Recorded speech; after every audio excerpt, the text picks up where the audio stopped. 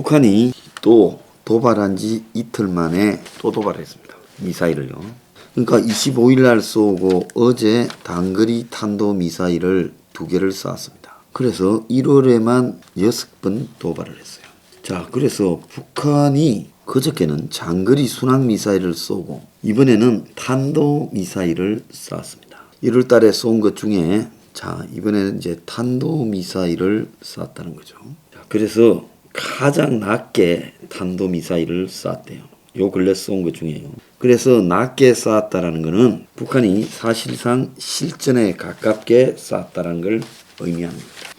그럼 저거를 왜 쏘냐? 새 6번째 미사일 도발을 했고 4종 세트, 극초음속 열차 발사, 북한판 이스칸데르, 북한산 에어테킨선, 그리고 순항미사일, 그리고 탄도미사일을 섞어서 쏘는 것을 노리고 있다는 겁니다. 현재 한미 미사일 방어 방공망은 사실상 무력화되었습니다. 자, 북한이 4종을 막 섞어서 쏘면 막기가 어렵다라는 측면도 있겠지만은 현재 이 한미 방공망이 거의 무너져 버렸습니다. 미사일 방어망이 무너져 버렸어요. 자, 핵탄두를 소형화해 가지고 북한이 현재 쏘고 있는 저런 미사일에 전술 핵으로 쏘게 됐을 때 이거 지금 어떻게 할 수 있겠느냐. 그래서 사드고 페이트리엇이고 다 무력화됐다.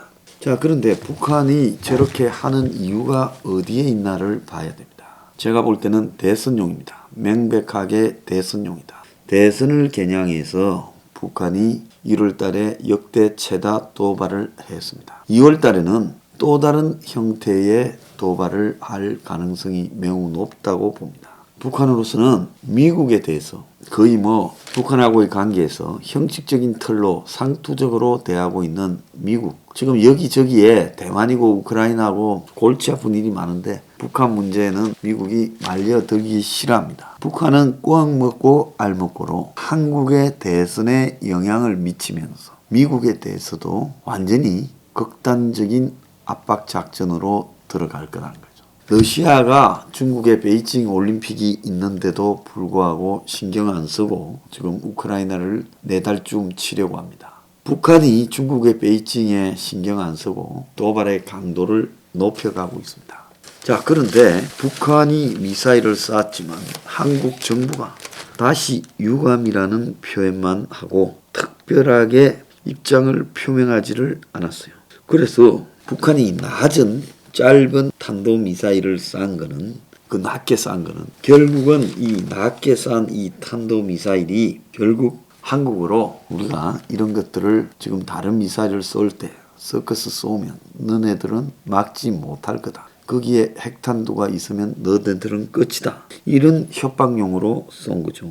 그런데도 불구하고 한국 정부는 이 문제에 대해서 유감이라고만 말하고 자, 이재명이는 북한이 한국 내정에 영향을 주려는 것 아니냐 이렇게 말을 했고 오죽하면 민주당 국방위 소속 의원들이 대화를 강조한다고 북한이 대화의 장으로 나오는 게 아니니 원칙적이고 엄중한 대응이 필요하다 이렇게 말했습니다. 자, 북한이 그러면 2월 달에는 어떤 도발을 할까요? 아마 1월 달에는 우리가 이런 것들을 쏘고 있다라는 것을 알리는 정도였다면 2월 달에는 좀 더 근접한 공포를 가시화시켜 줄 거라고 보고 있습니다. 그래서 북한은 한국의 대선에 영향을 미치는데 북한이 도발하는 것이 한국의 대선에 북쪽에 지지하는 후보에 유리하게 영향을 미친다라는 것을 북한이 어떻게 판단할 수 있을까요? 북은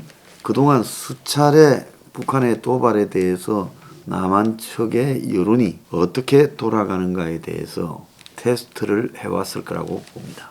그래서 어중간한 도발을 하면 남한의 여론이 북한에 좀 비판적이지만 북이 공포가 가시화될 수 있는 강력한 도발을 하면 즉 연평도처럼 저렇게 도발을 하면 이 남한의 대체적 여론이 그래도 평화를 원하는 쪽으로 가게 될 거다. 이런 판단을 하고 있을 거라고 봅니다. 그래서 북은 2월 달에는 미사일 도발을 벗어난 형태의 도발을 할 가능성이 매우 크다고 보고 미사일 도발 또한 지금보다 상당히 발전된 방식, 즉 북한 땅에서 쏘는 게 아니라 남쪽을 향해서 쏠 수도 있다. 저는 그렇게 보고 있습니다. 즉 남쪽의 바다로나 이런 식으로 쏘고, 그래서 이제 이 문제에 대해서 미국이나 세계가 나서고, 그리고 그 문제에 대한 굉장히 일본이 흥분해서 북한 선제 타격론을 말하고, 그런 속에서 우리가 이렇게 하니까 미국이나 한국이나 일본이 관심이 있네, 그런 판단을 할 거라고 봅니다. 자, 빅터 차가요, 이 미국의 국제전략문제연구소 한국 석자인데, 믿을만한 소식통으로부터 2021년 3월 쿼드 정상회의를 앞두고 한국이 참석을 제의받았지만 거절했다고 들었다. 당시 회의는 쿼드가 구성된 후 처음 열리는 정상급 회의인데, 그래서 거기에 한국이 거절했고, 오는 3월에 한국 대선 결과에 따라 쿼드 추진 여부가 누가 되는가에 따라 달라질 거다. 한국의 여당 후보는 쿼드 참여 가능성에 침묵하고 있고, 야당 지도부는 정권을 잡을 경우 쿼드 참여를 즉시 추진하겠다고 말했다는 겁니다. 그런데 윤석열이는 쿼드 참여 부분에서 쿼드가 핵심은 군사 조직인데, 쿼드 산하의 백신 기후변화 신기술 워킹그룹에 참여해 기능적 협력을 하면서 주 정식 가입을 모색하겠다고 요렇게 말을 했지, 즉시 쿼드에 가입하겠다라고 말한 게 아닙니다. 쿼드 산하에 이런 백신이니 기후변화 신기술 워킹그룹이라는 것은 미국이 원하는 게 아니죠. 쿼드를 만들어서 쿼드 하에 이런 것들도 둬서 서로 협력하는 거지, 쿼드 자체는 안 들어가고 쿼드 산하 조직에만 들어간다면 이것은 문가리가 하는 것과 별로 다를 바가 없다는 거예요.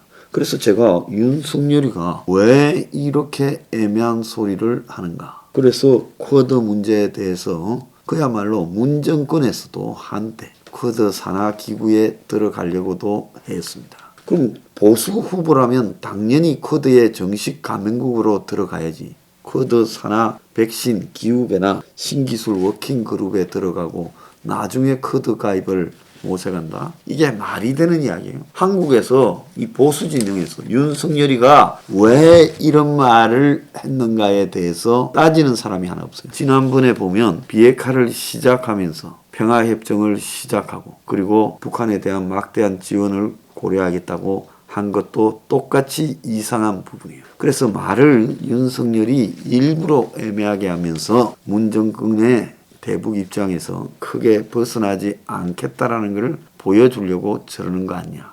저는 그렇게 생각합니다. 윤석열 쿼드에 대해서 입장 똑바로 말해요.